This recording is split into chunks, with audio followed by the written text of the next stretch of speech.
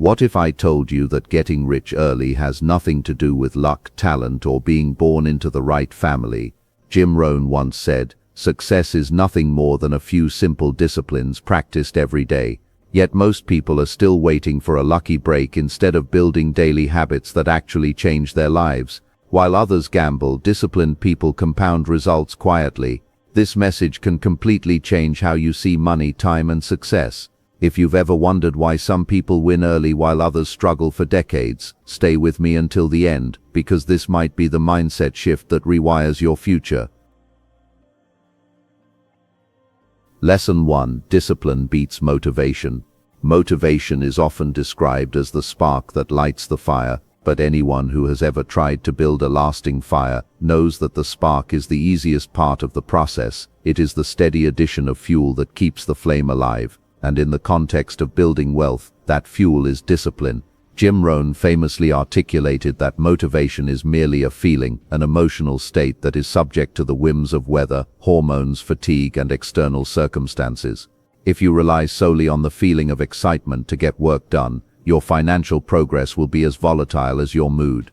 Discipline, however, is a systemic approach to living that operates independently of how you feel. It is the ability to make a command decision and stick to it, regardless of the immediate lack of enthusiasm. The journey to early wealth is rarely a montage of exciting moments. It is a long, often quiet road paved with mundane tasks that must be executed with precision and consistency. Consider the mechanics of acquiring a high-income skill, which is often a prerequisite for getting rich early. The first few days of learning something new, whether it is coding, real estate valuation, or sales psychology, are filled with the novelty of discovery, providing a natural high that feels like motivation. However, that novelty inevitably wears off, replaced by the dip, a period where the work becomes difficult, confusing, and tedious. This is the graveyard of potential where most ambitious people fail.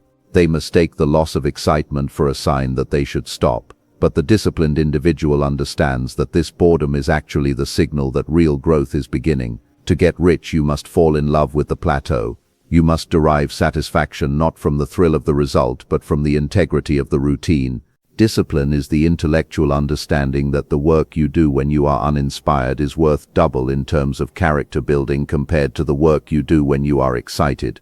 The philosophy of discipline beats motivation also extends to how you handle failure and setbacks. A motivated person is often crushed when their high energy meets a brick wall of rejection or financial loss because their drive was fueled by the expectation of immediate positive feedback. A disciplined person, however, views setbacks as data rather than deterrents.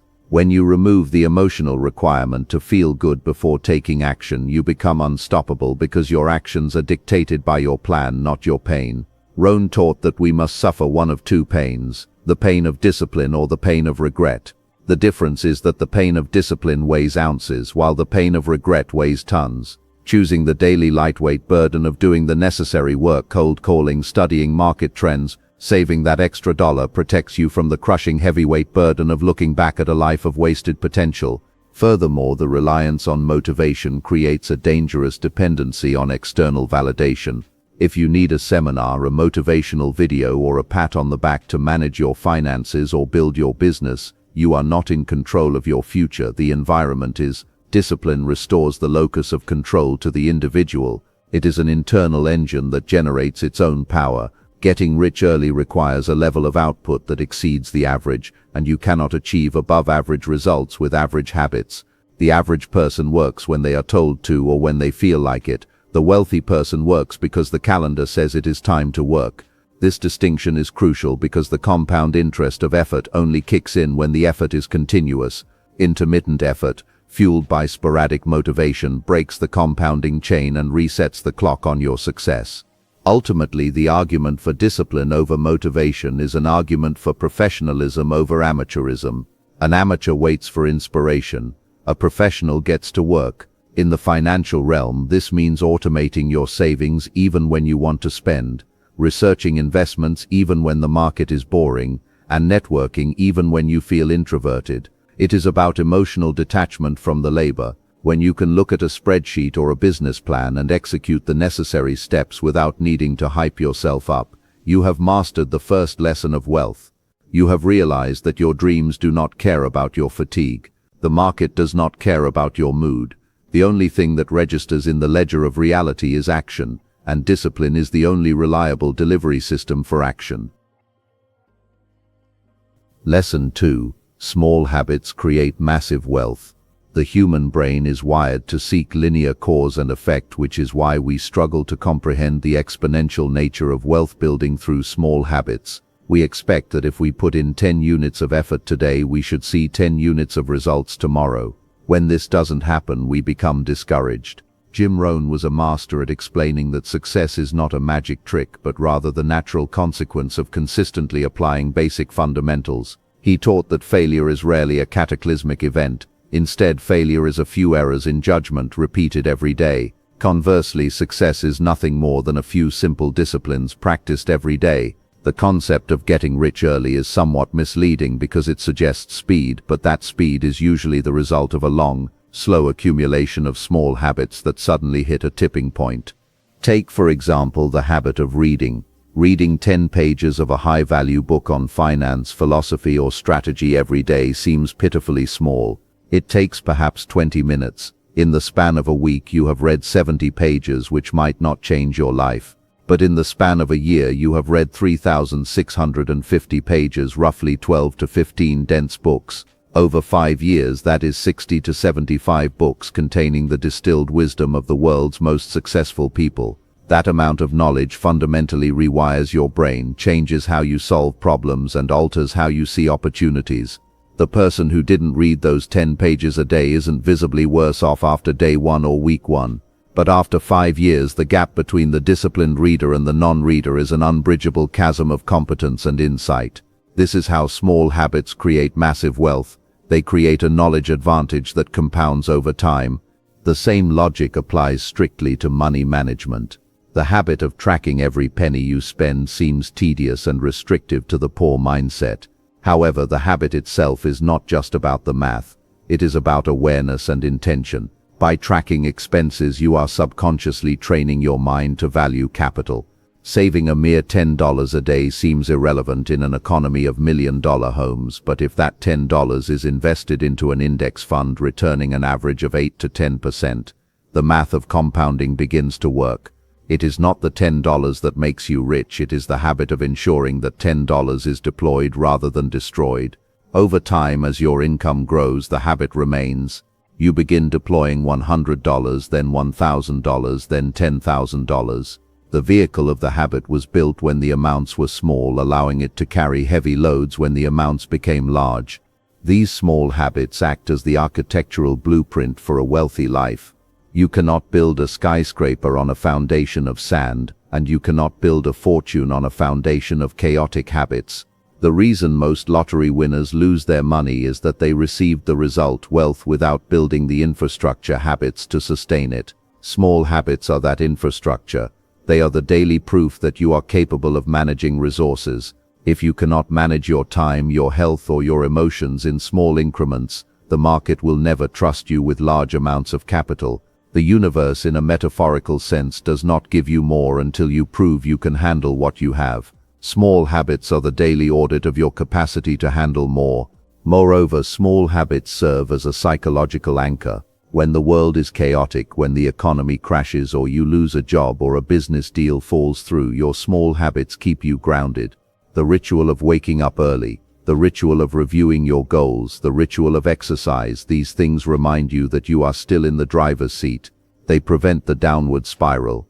Wealth is often lost not because of bad investment advice, but because of emotional spiraling leading to bad decisions. A sturdy framework of small positive habits protects your mental state, ensuring that you make rational decisions even under pressure. It is the accumulation of these rational decisions made day after day over a decade that results in what the world calls overnight success. Lesson 3. Luck favors the prepared. The debate between hard work and luck is an age-old argument, but Jim Rohn settled it by shifting the definition of luck entirely. He viewed luck not as a random lightning strike, but as the intersection where preparation meets opportunity. The reality of the economic world is that opportunities are constantly floating around us. There are always undervalued assets, emerging markets, new technologies, and problems waiting to be solved. However, these opportunities are invisible to the untrained eye and unreachable to the unskilled hand. When we say someone got lucky by investing in a startup that exploded, we often ignore the fact that they had to have the capital ready to invest, the knowledge to vet the company, and the network to even hear about the deal in the first place. That is not luck, that is preparation waiting for a target. Preparation is the unglamorous work done in the dark. It is the winter season of your life where you are sharpening your tools while others are hibernating. If you want to get rich, you must assume that the opportunity of a lifetime is coming next Tuesday. The question is, if it walks through the door, are you ready? Do you have the savings to buy into the deal? Do you have the public speaking skills to pitch the partnership? Do you have the technical skills to build the prototype? If the answer is no, the opportunity will pass you by, and you won't even know it was there. The unlucky person is simply the unprepared person. They are standing in a rain of gold but holding a sieve instead of a bucket. Discipline is the act of patching the holes in your bucket before it starts raining. Rohn often used the seasons as a metaphor for life. You cannot plant in the winter, and you cannot harvest in the spring. You must plant in the spring and harvest in the fall. The luck is the harvest, but the preparation is the planting and the tending during the long hot summer. Many people want to skip the seasons. They want the harvest without the planting. They look at a wealthy person and say must be nice, ignoring the seasons of preparation that person endured. To build wealth, you must constantly be in a state of active preparation. This means learning skills you don't need yet. It means saving money for a recession that hasn't happened yet. It means building relationships with people who can't help you yet. This surplus of capacity is what allows you to seize luck by the throat when it finally arrives. Furthermore, preparation alters your perception. When you are prepared, when you have studied real estate for 2 years, you start seeing deals everywhere. You see a dilapidated house not as an eyesore but as a flip opportunity.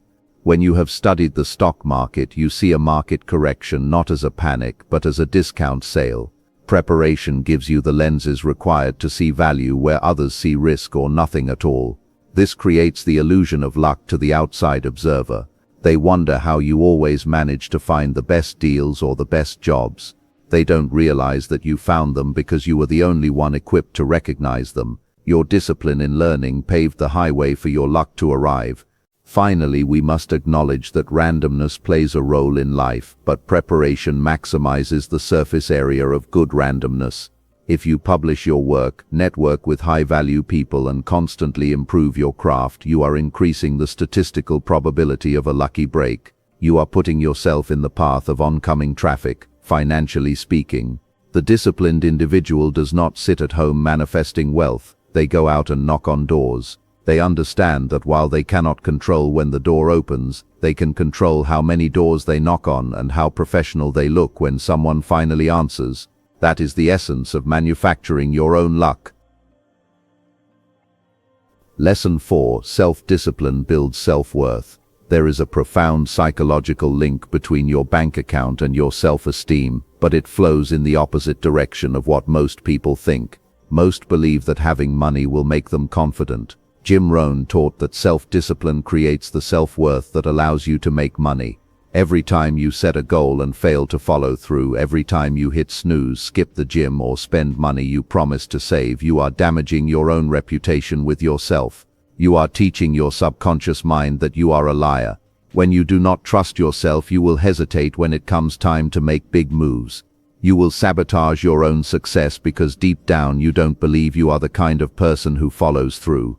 Conversely, the moment you begin to exercise discipline, you begin to build a reservoir of self-respect. When you say you will wake up at 5 a.m. and your feet hit the floor at 5 a.m., you deposit a small amount of equity into your self-worth. When you decline a purchase to save for an investment, you affirm your own authority. This internal credibility is the bedrock of the wealthy mindset. When you truly know that you are disciplined, you walk into negotiations differently. You pitch your services with conviction.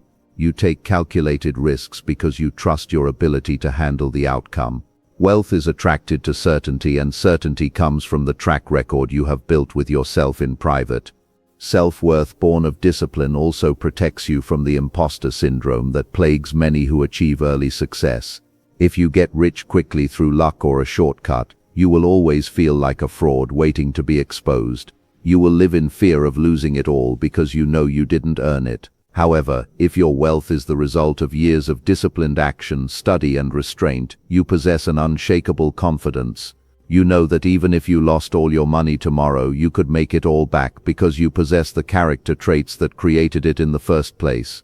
The money is just a byproduct. The asset is you. Rohn emphasized that the greatest value in becoming a millionaire is not the $1 million. It is the person you have to become a millionaire. This lesson also highlights the concept of standards. Wealthy people generally have higher standards for themselves than for others.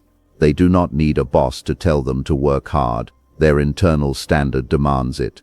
This self-discipline raises your baseline for what you accept in your life. When you are disciplined with your time, you stop tolerating time wasters. When you are disciplined with your body, you stop tolerating poor health. When you are disciplined with your money, you stop tolerating poverty. Your external reality will always eventually match your internal identity. By using discipline to raise your identity, you force your reality to elevate to meet you. You refuse to live below your potential because doing so would be a violation of your own self-respect.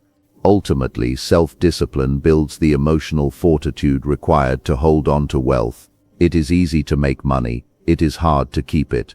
Without the self-worth that comes from discipline, you may self-sabotage. We see this in lottery winners or pro athletes who go broke. Their self-worth wasn't calibrated to their bank balance, so they subconsciously destroyed the wealth to return to a level where they felt comfortable. Discipline stretches your comfort zone. It expands your container so that when wealth pours in, you are solid enough to hold it without cracking. You learn to value yourself not for what you buy, but for what you can do and who you are. Lesson 5. Delay pleasure to buy freedom. We live in a culture of instant gratification where the credit card allows us to consume the harvest before we have even planted the seeds. Jim Rohn's philosophy on wealth is strictly opposed to this. He taught that the fundamental mechanism of wealth accumulation is the delay of pleasure. It is the ability to look at a dollar not as a means to buy a candy bar today, but as a seed that can grow into a money tree tomorrow. When you spend a dollar, it is gone forever. When you invest a dollar, it becomes an employee that works for you 24 hours a day, 7 days a week, never getting sick and never taking a vacation. The disciplined person delays the pleasure of the purchase to buy the freedom of the asset. The concept of buying freedom is critical here. Most people use money to buy status cars, clothes, gadgets to impress people they don't even like. This is a trap that keeps them working forever to maintain the image of wealth without the substance of it. True wealth is not the car, it is the freedom to wake up in the morning and do whatever you want. Discipline allows you to make the trade. I will drive a used car now so that I can drive whatever I want later without worrying about the payment. I will live in a smaller apartment now so I can own an apartment building later. This requires a high degree of mental toughness because it involves swimming upstream against societal pressure. You must be willing to look poor in the short term to be truly rich in the long term. This lesson also involves understanding the difference between assets and liabilities. A liability feeds on your future labor. An asset frees you from it.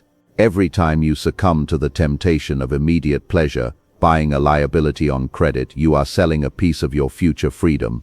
You are obligating your future self to work to pay for your present self's enjoyment.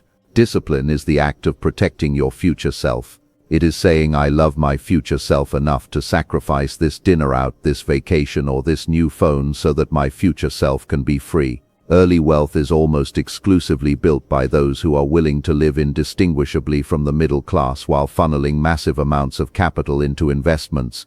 Delayed gratification also compounds in terms of lifestyle. When you delay upgrading your lifestyle until your investments can pay for it rather than your labor, you achieve financial escape velocity.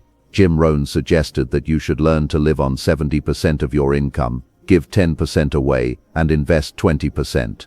As your income grows, if you discipline yourself to keep your expenses fixed, your investable capital explodes. The undisciplined person gets a raise and immediately matches it with a more expensive car and house. Lifestyle creep. The disciplined person gets a raise and sends the entire difference to their brokerage account. The gap between your income and your ego is where your wealth is built.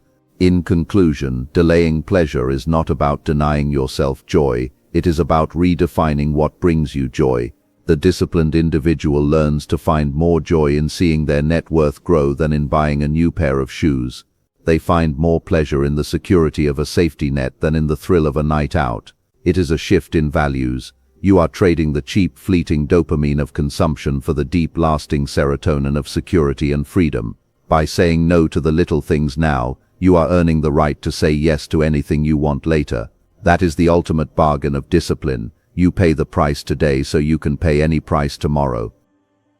Jim Rohn reminded us that success isn't magical, it's methodical. Getting rich early isn't about luck finding you, it's about discipline building you. If you master your daily habits, money becomes a side effect, not the goal. Start small, stay consistent, and trust the process. Because in the end, discipline doesn't just create wealth, it creates the person capable of keeping it.